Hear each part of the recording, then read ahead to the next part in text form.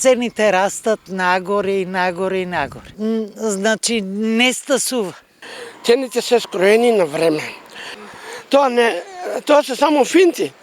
Со замрзнат ефтин леп, малку месо и останата зимница, штипјани се справуваат со високите цени во маркетите. Домати и пиперки ниту во сонот и цените се високи до плафон. Велат цените после воениот конфликт не се исти, па принудени се да се снаоѓаат како знаат самите. Децидни се тие колку и да се штеди, ситуацијата е таква каква што е. Прво месото. Компирите, сега гледам. Тоа е многу висока цена и ако би коштало 150 до 200, сега е 700 еден ручок. Пример кажувам. На некои има намалено, тоа е многу минимално. Уопште не е согласно, да е согласно нема никој да се буни. На сите ќе биде задоволено. Ама, значи, не стасува. А тука не е праведно.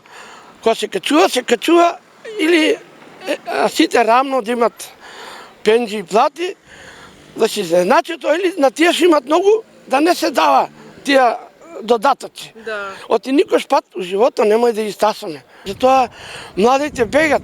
Тогава ќе имаше и за млади и за стари работа. И беше капитализам, немаше приватизација. Сега приватизацијата крстат како сакат. Некако чувате, ја кога намала, тога и јадам. Ја тога и јадам. Намалили се лева, тога си земам за цела година. Само сиренето е скапо и месото и воа за прање прашако. А за јадењето, още сега краставици, патаџани да јадеме, не е месото. Ама лето се тоа јаде. Тоа е ситна работа и тоа е тоа. Но покрај што треба да се мисли за јадење, треба да се најде решение да се платат и сметките за струја, вода и телефон.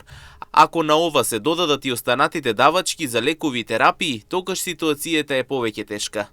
И за струја и за вода, да не ви набројам за милион ствари, за многу работа. Согласно ситуацијата, премиерот Мицкоски денеска во својата изјава посочи дека владата ја следи ситуацијата и дека многу скоро ќе излезе со решение. Можни се и мерки доколку во одредени маркети трговците мудруваат со цените.